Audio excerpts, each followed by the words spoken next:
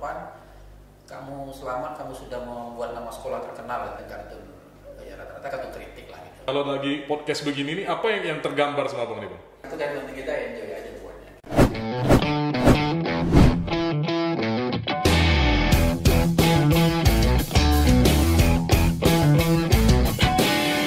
Selamat datang di dunia nyata, karena ini bukan mimpi. Bang Furqan LW. Luar biasa, podcast kita hari ini kedatangan seorang kartunis asal Riau yang memiliki prestasi di tingkat internasional. Gimana kabarnya Bang? Sehat Bang? Alhamdulillah sehat. Beberapa hari yang lalu itu hampir sebagian besar orang itu pada sakit. Abang kena nggak? Demam. Demam ya? Demam aja. Banyak analogi Bang, ada yang bilang hari demam nasional lah katanya. Saya pun kena Bang. PPD itu kan demam apa? Ya itu hari demam nasional itu. Hari demam nasional emang ya? Kemarin buat singkatan PPD apa? Badan pada demam nasional. Oh, pada demam nasional ya? Mau dibuatkan kartunnya juga nggak tuh kira-kira Bang? Aduh, kasihan Indonesia nih. Maksudnya kalau buat kartun itu, aku udah banyak buat kartun corona nih. Cuman ada beberapa tema yang rasanya kadang-kadang perlu dibuat lah. Bang, cinta apa sih Abang dengan dunia kartun nih Bang? Aku sejak dalam kandungan cerita itu udah menggambar ya tadi. Nah, mungkin perlu dia kayak gini gitu. Kemudian ketika lahir kecil juga sudah menggambar. Dan ketika sudah tahu baca koran, itu cita-citanya cuma satu, jadi kartunis media. Dulu itu kan referensi gambar Abang siapa? Tokoh yang membuat Abang tertarik untuk menggambar itu? Ada nggak Bang? Ada. Dulu kan rata-rata kartun opini ataupun kartun editorial di surat kabar itu kan kabar dulu kan sedikit. Yang ada tuh kalau Nasional, Kompas. Iya. Ada beberapa surat kabar lain lah kan. Di Kompas itu ada tokoh kartun Gen Sudarta. Itu idola pertama. Kalau di sekolah dulu Bang, mulai menggambar itu buku-buku tulis gitu pernah sempat dikomplain nggak sama orang tua dulu? Ini bukan pelajaran, isinya gambar semua gitu. Yang komplain bukan orang tua, guru. Guru malah ya. Jadi cuman aku punya pengalaman menarik ketika SD. Aku buat gambar, aku kirim ke koran, waktu itu koran haluan. Ada dimuat di koran haluan. Jadi kepala sekolah SD itu tahu. SD kelas berapa Bang? Kelas 5. Kelas 5 SD? Oke. Jadi kepala sekolah tahu, ketika upacara seni dipanggilnya ke depan.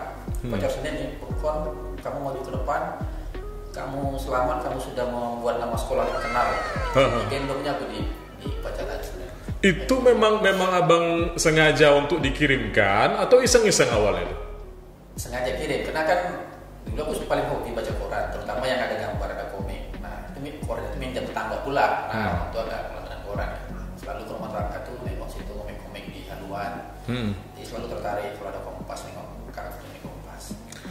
Kalau di internasional kan ada Fujio tuh Bang, yang ngarang komik Doraemon. Ya. Habis itu banyak lagi tokoh-tokoh yang bikin gambar-gambar kartun itu. Nah, Abang pernah tertarik bikin komik nggak Bang?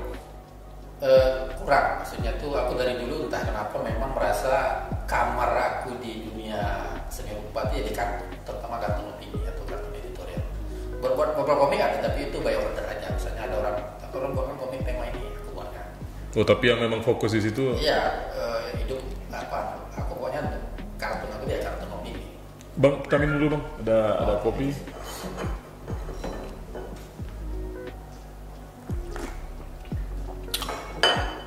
Dulu kan koran masih banyak nih Bang. Ya. Sebelum perkembangan teknologi ke arah digital ini. Ya. Artinya wadah bagi kartunis itu untuk menyalurkan karya seninya kan masih banyak. Nah, sekarang sudah perubahan ke arah yang serba digital ini bagaimana menurut Abang? Iya, awal-awal kawan-kawan kartunis itu kejut lah gitu ya, karena kan tiba-tiba koran oplahnya semua koran ya seluruh dunia ya, bukan di sini aja. Oplahnya turun, pengurangan pengurangan halaman, pengurangan rubrik segala macam. Di Riopos, dulu di Riopos. Itu sempat terjadi kan, waktu itu Riopos punya di halaman Minggu itu nama halamannya Santai. Betul. Redaktur pengelolanya menerima kartun-kartun Riau, kartunis Riau yang kirim karya dimuat. Nah, ketika halaman itu ditiadakan, ya kan terasa gitu. Betul. Dan dulu ketika 98, setelah 98 setelah reformasi, itu media cetak kan tumbuh ya. Betul. Itu banyak kan untuk muda-muda malah mahasiswa jadi kartunis di tabloid ini. Iya. Nah, masa-masa itu ternyata habis ya sekarang. Nah, itu mau tak mau kawan-kawan itu ya beradaptasi dengan situasi. Salah satunya beralih ke dunia digital. Abang sebagai ketua Sikari, iya Bang ya, Sikari. Enggak lagi. Oh, enggak lagi ya. Sekarang ikut. Nah, dulu gimana cara Bang untuk membangkitkan semangat mereka yang sempat down ketika terjadi perubahan itu Bang? Gini sebenarnya, Sikari itu kan tahun 98 juga dibentuk lama kan. Kemudian 2011 itu kami istilahkan bangun tidur, kami buat event, tapi merekrut anak muda yang hobi gambar. Situ ramai segala macam. 2011 2018 kan belum dunia digital belum terlalu ini. Nah, ketika media cetak mulai turun dan dunia digital lebih menguasai, sebenarnya anak-anak muda itu dia lebih siap daripada kita. Misalnya saya gitu. Betul.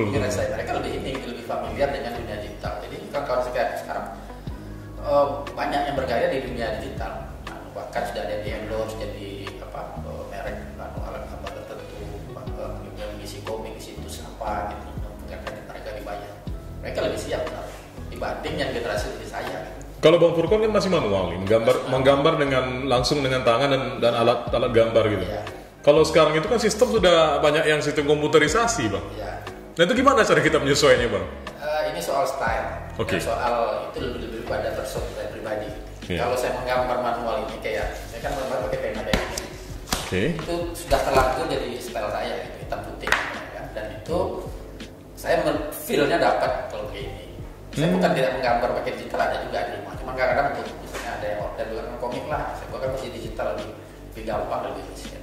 Tapi kalau khusus untuk kantor opini saya manual. Untuk menggambar suatu objek Bang, Abang butuh waktu berapa lama? Misalnya ada sosok nih, Ya. itu butuh waktu berapa lama Bang bisa menerapkan itu dalam bentuk imajinasi yang pas Bang? Baru. Sebenarnya gini, kartun opini itu kan sebuah gambar yang punya pesan. Okay. Jadi gambar sebagai objek gambar yang dalam kartun itu sebenarnya hanya alat komunikasi antara kartunisnya kepada audiens yang melihat kartun saya. Nah soal objek yang saya gambar, itu gaya saya kan simpel hitam putih, kemudian minimalis. Jadi ketika saya bisa menggambar seorang tokoh, pejabat gitu, kan, paling saya ya observasi wajah dia, lihat internet, lihat wajah dia di samping, kiri, macam itu paling ya setengah jaman adalah gitu. Tapi kalau tokohnya udah terkenal, kadang-kadang di luar kepala gitu. Saya tokoh presiden, saya udah luar kepala, gambarnya udah hafal gitu. Tapi yang kartun opini itu lebih kepada menyampaikan tema gitu. Gambar itu hanya alat untuk komunikasi. Nah bicara soal kartun opini kan identik dengan kritikan-kritikan ya Bang? Iya. Otomatis ini bermain di ranah pinggir jurang semua. Iya. Tentu konsekuensinya akan luar biasa ini. Ya. Abang yang memang bermain di ranah itu, pernah berpikir nggak tentang konsekuensi yang akan Abang terima? Karena ini pasti banyak pihak yang nggak senang ketika Abang kritik, Abang singgung begitu. Ya ini mungkin karena background saya sebagai kartunis media di Yogyakarta dulu kan. Jadi memang kartun-kartun saya buatnya kartun ya rata-rata kartun kritik lah gitu. Nah soal resiko itu saya anggap ya sebagai sebuah konsekuensi profesi. Dan itu yang penting saya punya kisi-kisi bagaimana kartun kita itu tidak berefek berbahaya bagi kita. Pernah nggak ditelepon sama misalnya Abang bikin sesuatu tema nih gitu, terus pihak ini merasa tersinggung, terus komplain gitu, pernah? Ada ya? Tahu. Ketika di Riopos pernah, ketika zaman digital pernah. Paling berat itu sampai diapain orang Bang? Hanya ditelepon atau bagaimana? WA saya di-hack pernah. Oke. Zaman digital. Kemudian ketika tahun 2012 saya mengkartunkan waktu itu Menpora Roy Suryo soal pemindahan pon Islamic pon di Riau, sebuah kartun. Nggak tahu kenapa akses akun media sosialnya nggak bisa masuk ke grup-grup. Misalnya kayak grup Sikari, grup waktu itu grup DKI atau apa. Pokoknya kayak ada hambat gitu. Kemudian ketika tahun 2020 akun IG saya juga pernah peringatan dapat dari menteri jangan buat kartun ini lagi, kalau dibuat dengan di-ban. Itu kartun apa tuh Bang yang sampai IG Abang di-ban itu? Tentang ARS. Oh. Ada di sini. Nah, berbicara buku-buku ya, Abang udah berapa banyak sih Bang menerbitkan buku-buku kartun ini? 4 ya? Sampai 2020 mereka. Yang pertama Abang terbitkan itu tentang apa Bang? Itu kumpulan kartun saya itu tahun 2003. Itu kumpulan kartun saya antara tahun 98 sampai 2003 itulah. Kemudian buku kedua itu gabungan kartunis Riopos Group dari Batam, dari Padang, dari Medan, 2017 saya buat kumpulan kartun ini khusus tentang Riau. Riau Bustanul Kartun. Nah, Bustanul kan kebun artinya apa? Taman ya? Kebun atau taman ya? Kebun atau taman bisa. 2017. Nah yang terakhir ini 2020 kemarin ini Karena Corona, kartun-kartun tentang COVID-19. Kalau ini yang di Riau Bustanul Kartun ini kritiknya ke arah mana banyaknya nih Bang? Ini khusus memang kartun tentang Riau semua. Riau semua ya? Ada legal loggingnya juga. Masalah Riau Merdeka juga Abang sampaikan di sini. Iya. Beban ekonomi, masalah sembako. Abang butuh observasi nggak nih Bang untuk membuat ini semua Bang? Kadang-kadang butuh, kadang-kadang ide itu muncul gitu aja. Ini tulisan tangan Abang langsung nih Bang ya? Iya, itu dia tulisan tangan. Berapa lama Bang butuh waktu untuk menyusun satu buku ini Bang? Kalau menyusun satu buku ini kan nggak lama, karena kan itu karya yang sudah terbit, tinggal mengumpulkan dan dibuat buku kerja-kerja teknis lah. Sama nih. Biasanya setiap hari itu Abang membuat kartun itu berapa produksinya Bang? Atau memang ada targetnya, oh minggu ini begini, atau ada waktunya enggak? Pokoknya setiap saya ingin buat kartun dia buat. Kadang sehari bisa 2, bisa 3, tapi kadang seminggu bisa 3 aja atau 2 aja, tergantung fenomena yang terjadi di sini kita lah. Dan menurut saya itu menarik untuk dikartunkan. Masyarakat reaksi terhadap masalah tersebut tinggi, nah saya buat kartun. Abang sebagai kartunis pernah nggak Bang ketika Abang buat sebuah kartun kritik ini Abang buat sebuah kartun akhirnya diterbitkan di media massa dan ini menjadi hal yang trending topik gitu, pernah nggak kejadian begitu Bang? Kalau terbit di media massa kan waktu belum ada zaman virtual, maksudnya zaman viral kan belum. Nah, yang ada itu malah kartun saya di report itu pernah masalah gitu kalau dikritik. Nah itu gimana ceritanya Bang? Saya waktu itu tahun 2000 lah, saya mengkritik PAD parkir atau baru. Oke. Nah, jadi kira-kira kritiknya itu potensinya tinggi gitu, tapi kok dapatannya kecil. Jadi ketika kartun terbit esok di koran, saya waktu itu masih dibantu lewat di pos antar orang ke kantor redaksi. Korannya tinggi besar, dan di sana meja pemimpin redaksi di sana. Gitu. Saya di sini lah bantu lewat. Dia datang langsung membanting kunci mobil dia di meja dan paper itu. Siapa yang buat gambar? Saya waktu itu kan masih muda lah, masih dulu lah kan. Nengok situasi itu saya langsung hilang lah, lari. Tapi setelah itu besok nggak ada masalah dengan implementasi. Saya tetap banyak gambar apa macam. Maksudnya koran yang menyelesaikan. Jadi sekarang kan banyak nih Bang kartunis muda boleh bermunculan baik di yang berkarya langsung secara manual ataupun secara digital. Nah ini gimana cara kita untuk mereka ini bisa tersalurkan dengan baik nih Bang? Mungkin harus maksudnya itu sebuah karya seni itu akan tumbuh subur apabila ekosistemnya itu bagus. Kayak misalnya kita contoh Jepang. Jepang itu kan merajai dunia sekarang. Nah itu mengapa komikusnya bisa hidup dari membuat komik, kaya dari membuat komik? Ya karena ekosistem mereka di negara mereka didukung sebagai sebuah industri kreatif lah. Betul. Nah kalau kita baliknya kita mestinya seperti itu, pemerintah mestinya membuat ekosistem yang nyaman, yang mendukung bagi para kreator kartun ini, kartun komik. Dan bahkan kalau saya lihat mereka menjadi ajang kampanye budayanya Bang, lewat karya-karyanya itu. Kita bisa nggak Bang Riau ini bisa sampai ke arah sana Bang? Minimal untuk di skate lokal Indonesia aja lah dulu gitu. Mestinya bisa, karena kan pemerintah kalau sekarang di Riau ada apa tuh kan BRIN, Badan Riau Kreatif Network itu ya. Provinsi Riau kan punya ini. Kalau salah kan lagi bangun Jalan Arifin Ahmad. Nah itu kalau misalnya jalan dan pemerintah konsisten membangun ekosistem yang bagus, mungkin komikus Riau bisa menghasilkan karya yang bagus, yang bisa menjadi industri. Komik bisa jadi industri.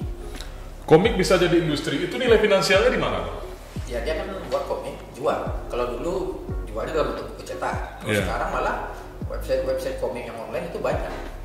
Jadi orang bacanya seperti baca portal online lah. Benar. Tinggal dibuka di handphone. Baca komik di situ. Kalau portal berita kan buka baca berita, ini bukan baca komik. Gitu. Nah, Bang Furkon juga tahun 2020 ya dapat prestasi sebagai tingkat internasional Bang ya. ada 47 negara yang ikut waktu itu ya. Ya, Itu di ajang lingkungan hidup Bang ya? ya gini, itu yang mengadakan kan generasi lintas budaya. Oke. Ya kan? Nah, nama tajuk lombanya itu kartun dan karikatur kontes internasional itulah kira. Jadi pesertanya memang berbagai negara dan ada itu salah 6 kategori. Jadi ada 6 kategori, saya memilih kategori yang kemanfaatan lahan gambut karena menurut saya itu ada koneksinya dengan Riau. Riau kan terkenal dengan lahan gambutnya. Itu deh. Di situ yang menjadi juri-jurinya dari kita aja apa dari luar tuh Bang? Jurinya nasional. Nasional ya? Pernah berpikir nggak Bang bisa tembus ke tingkat internasional seperti itu? Enggak, karena gini, saya sebenarnya ikut lomba itu paling, tak pernah saya ikut lomba itu malah.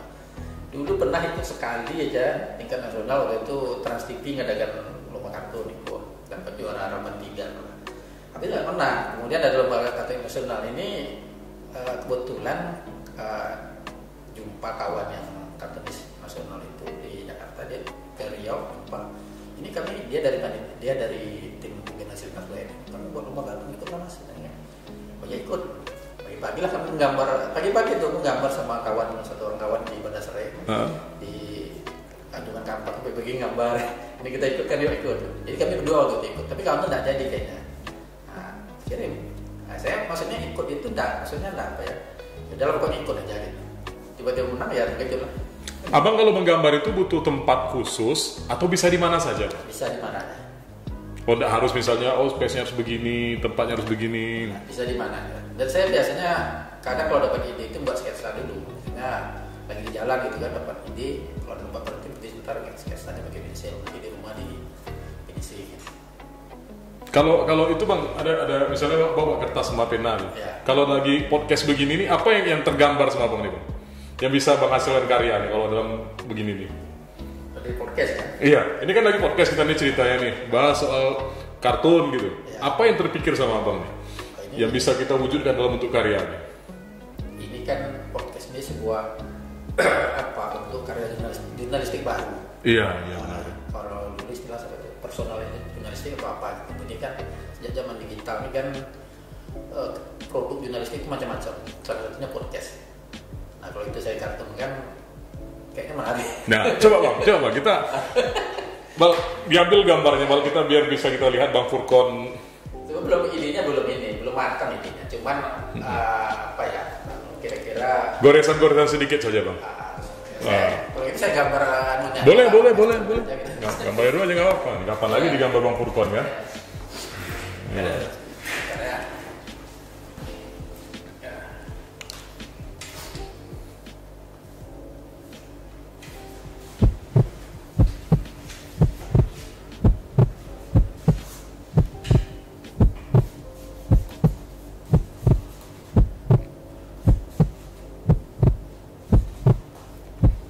Nggak butuh waktu lama Bang ya? Kalau kartu itu kan penting kita enjoy aja pokoknya. Oh intinya enjoy.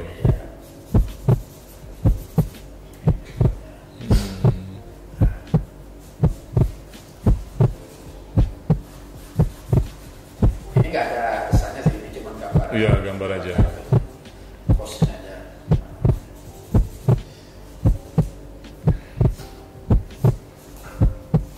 Ini kehormatan nih Bang, aku digambar Bang Furkon Bang. Jarang-jarang senior gambar junior kan.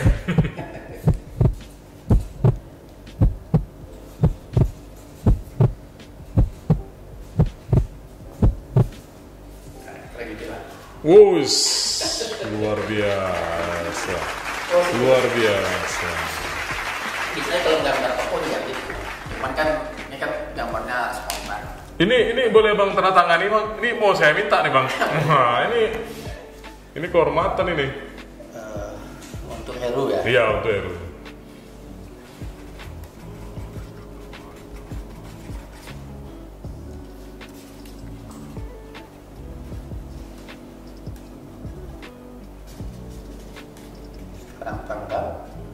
Sekarang tanggal 25. Oke. Terima kasih. Gambarnya saya ambil Bang ya. Ini mau dipajang nanti. Bang, abang telah banyak menulis kritik-kritik, menulis opini-opini dalam bentuk kartun. Kalau kita bicara secara jurnalis, sebenarnya kan ada pesan moral yang ingin abang sampaikan. Abang lebih mudah menyampaikan pesan itu dalam bentuk tulisan, pembicaraan, atau dengan gambar sebenarnya? Dengan gambar, karena kan makanya kartun opini itu harusnya lebih dekat ke karya jurnalistik. Jurnalistik itu kan, jurnal itu kan mencatat dalam kronologi tertentu, kemudian rutin. Nah ini catat, kemudian catatan itu dibuatkan sudut pandang kita, opini itu sudut pandang. Jadi sudut pandang saya memandang sebuah masalah, sebuah fenomena, saya buat dalam bentuk visual, dalam bentuk kartun. Ya karena saya kartunis, saya lebih suka gambar daripada menuliskan itu ya. Bang, sampai terbit satu buku kartun dengan judul Karena Corona. Seberapa besar sih kegelisahan abang melihat pandemi ini, Bang? Ya, ini gimana menggambarkan diri saya, karena itu semua kadang-kadang gini, ketika kita mengalami sebuah musibah ataupun apa, ketika semua orang mengalami, ini kan seluruh dunia. Iya benar. Jadi kita merasa ya kalau kita mau down, ngapain down gitu, orang juga mengalami. Beda kalau misalnya kita mengalami musibah kita aja, kita aja orang lain enggak. Nah, ini karena sama-sama ini karena lebih bagus kita itu berpikir positif, kemudian tetap menjaga optimisme walaupun kita seperti ini. Yang saya kalau lebih lagi saya lebih ke ekonomi gitu, karena kan sejak pandemi ini banyak lah kawan-kawan kita yang ada yang kerjanya di pantai, ada yang makan di rumah kan, ada yang makan perusahaan tutup, itu yang sektor swasta ya, karyawannya sektor informal misalnya karyawan yang usahanya pedagang kaki lima segala macam. Nah, itu kan ketika kantor tutup, sekolah tutup, kan mati semua. Kawan-kawan seniman bagaimana, Bang? Nasibnya, Bang? Sama, parah juga gitu. Yang terutama seniman pertunjukan. Iya. Seniman pertunjukan itu nggak ada lagi yang musik, nggak ada teater, nggak ada pameran-pameran ya, lukisan ya. Nggak ada, pameran cuma virtual. Gitu. Iya. Itu, iya, seniman sama aja. Lebih parah lagi. Kritik ini abang sampaikan nggak, Bang, lewat buku ini, Bang? Banyak ya. Iya. Rata-rata kan kritiknya. Terkait kebijakan-kebijakan pemerintah yang tanda kutip ini langsung dari pusat, pernah nggak Bang berani mencoba untuk mengkartunkan hal-hal begini? Ini nih yang di cover ini. Nah, ini kartunya viral. Oh, yang ini? Dan bahkan sampai bisa orang menyangka itu kartunisnya luar negeri, karena saya pakai bahasa Inggris itu kan. Iya. Dan saya pernah dapat kiriman foto ke kawan, Bang, ini ada dapat dari internasional. Kartun saya ini lagi kayaknya orang lagi rapat di sebuah ruangan. Kemudian ada kartun saya ditaruhnya di layar fokus gitu. Nggak tahu bahasa apa tuh, gambarnya ini. Ini kan punya hak cipta sebenarnya, Bang. Kalau diambil gitu aja gimana, Bang, sebenarnya? Kalau hak cipta tetap sama saya kartunya. Tapi kalau secaranya silakan. Saya memang saya disclaimer terus. Nah, selalu kita share. Mau silakan, pokoknya mau bagi silakan. Penting jangan dihapus saja tanda tangan saya. Gambar-gambar ataupun karya-karya seperti ini sebenarnya kan memiliki nilai finansial yang cukup tinggi nih, Bang. Pernah dibayar mahal seberapa sih, Bang, abang untuk kartunnya sendiri, Bang? Sebenarnya agak sulit kan mau kartun opini ini. Itu kalau karena gini ya, kartun opini ini kan belum banyak kritik kan. Oke. Dan orang yang dikritik pasti nggak nyaman. Nah, itu sudah kalau dalam masyarakat. Betul. Itu udah bikin. Nah, jadi pembeli kartun ini rata-rata tertentu orang khusus. Nah, jadi ketika saya dibayar karya ada sih. Maksudnya kan makanya saya bilang tadi di sela-sela saya buat kartun ini kadang saya ada orang menawarkan isu lingkungan buat kartun kreditnya dibayar profesional. Bayarannya paling mahal sampai pernah berapa, Bang? Agar nanti misalnya ada nih anak-anak muda yang tertarik di dunia kartun nih, dan dia semangat gitu. Ternyata ada nilai finansial loh di sini gitu. Kemarin sekitar 0,6 ada. Wow. 0,6. Ya, tapi kartunya bukan satu. Iya. Seri 3 kartun sekitar ya 5 juta lah gitu. Dengan menggambar gitu. Iya. Artinya ini sebenarnya kalau ditekuni, dijadikan memang diseriuskan, ini bisa bernilai yang luar biasa, Bang ya. Cuma tantangannya kartun opini ini kan kritiknya itu konsekuensi dari karya kita itu kan kadang-kadang ada konsekuensinya yang kita terima. Bang Furqan sendiri kan sudah paham sekali ya, kartun opini dengan kartun yang biasa-biasa saja itu kan kalau dilihat dari nilai finansialnya kan lebih nyaman yang di sini sebenarnya kan, yang di biasa-biasa ini. Ya, kalau kartun yang di luar kartun opini kan kartun itu identik dengan gambar lucu. Iya, gambar lucu, humor. Ya, kalau buat humor kan tuh hiburan, Iya. komik humor. Nilai finansialnya lebih tinggi kan. Lebih tinggi. Kenapa Bang tidak fokus ke sini dan tertarik ke malah yang main di pinggir jurang ini? Nggak tahu. Dari dulu memang gitu aja. Saya suka kartun ini. Bang, sebagai penggiat kartun di Riau, Bang, Abang melihat seni kartun ini perkembangannya sekarang sudah seperti apa, Bang? Karena Abang kan bukan orang baru lagi di dunia kartun. Ya, kalau di Riau Ya, kalau di di Riau. Riau anak muda kan lebih tertarik komik. Komik ya. Walaupun komiknya itu juga gaya gambarnya gambar kartun namanya, tapi lebih tertarik komik. Apa bedanya Bang komik dengan kartun itu, Bang? Ini yang sampai sekarang saya masih bingung nih, Bang. Kalau komik itu kan ada ceritanya, ada storytellingnya situ. Jadi dan dia pasti terdiri dari beberapa panel, kotak-kotak gambar itu kan. Kalau kartun ini dia pesannya tunggal. Maksudnya itu pesan dari saya katakan pesannya tunggal satu. Walaupun mungkin gambarnya bisa aja 2 atau 3 panel paling banyak. Tapi kalau komik pesannya kan sebuah cerita. Ada awal, ada prolog, ada tengah, ada filmnya, ada akhir. Itu komik, ada ceritanya. Ada endingnya, ada. Kalau kartun enggak, pesannya tunggal aja. Walaupun mungkin gambarnya bisa 2 atau 3. Dasar-dasar orang kalau ingin belajar dunia kartun, apa yang pertama harus dimilikinya? Kartun opini. Iya. Kalau kartun opini, kalau menggambar pasti lah ya. Tapi menggambar bakat tuh paling 20%. Ya itu dia itu masalahnya. Bakat kalau sering latihan, tapi yang jelas dia harus wawasan dia ketika memvisualkan tema itu harus diasah terus. Mengasah wawasan kartunis itu ya banyak mendengar, melihat, membaca setiap hari informasi. Karena kan dia akan mengkartunkan fenomena yang terjadi sekeliling dia kan. Jadi dia harus paham betul dan harus banyak sumber ketika buat kartun itu. Ketika isunya ini, isunya A. Nah, bagaimana dari sudut pandang orang yang ada di C, dia harus menemukan apa wawasan dia. Setelah itu baru dia membuat kartun. Abang sejak kapan mulai mendokumentasikan kartun-kartun Abang nih, Bang? Iya, saya sebenarnya bukan dokumentator yang baik. Banyak kartun saya itu yang tidak tersimpan. Bahkan kartun-kartun saya diri pun tidak tahu di mana. Baru mulai ini kan itu sejak zaman digital lah. Oh, baru mulai disimpan. Ya udah saya scan gambarnya, saya simpan. Artinya banyak yang tidak terdokumentasi ini. Banyak. Kalau misalnya dikalkulasikan secara global ada ribuan Bang kartun yang sudah Bang buat. Bisa jadi. Kalau bisa jadi ribuan. Setengahnya sudah terselamatkan nih Bang dalam. Selamatkan dari tahun 2005 mungkin. 2003 yang buku pertama. Selebihnya di bawah itu nggak tahu. Ada nggak karya Bang yang paling berkesan Bang? Karena biasanya kan dalam setiap kita membuat sesuatu itu pasti ada yang paling wah. Ya. Dan yang paling punya kisah untuk Abang gitu. Ya, kalau bagi saya kartun yang paling berkesan itu ketika respon masyarakat tinggi.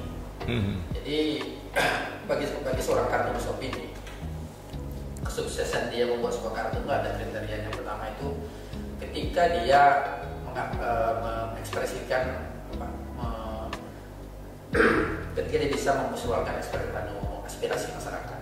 Jadi misalnya kayak fenomena kemarin nih, minyak goreng habis. Iya betul, minyak goreng ya. Nah, kan sangat apa ya, sangat aneh gitu, di sebuah negeri yang atas minyak bawah minyak. Betul. Kan minyak sawit dengan ribuan hektar kelapa sawit bisa kita minyak goreng. Langka.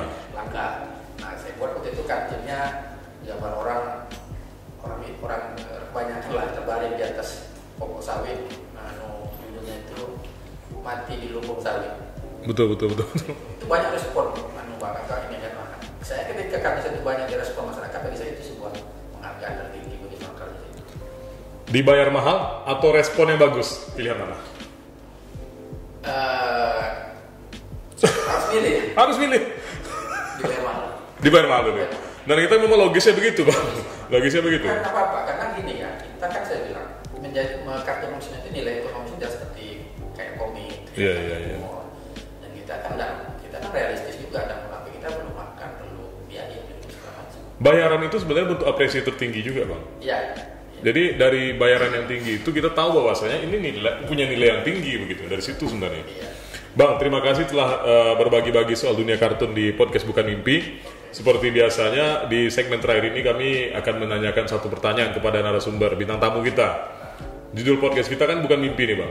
Kalau seandainya Abang sekarang dikasih kesempatan untuk bermimpi, dan mimpi itu menjadi kenyataan, apa yang paling Bang Furqan inginkan terwujud saat ini? Saya bisa hidup sejahtera dan profesional dengan kartu. Selamat datang di dunia nyata, karena ini bukan mimpi.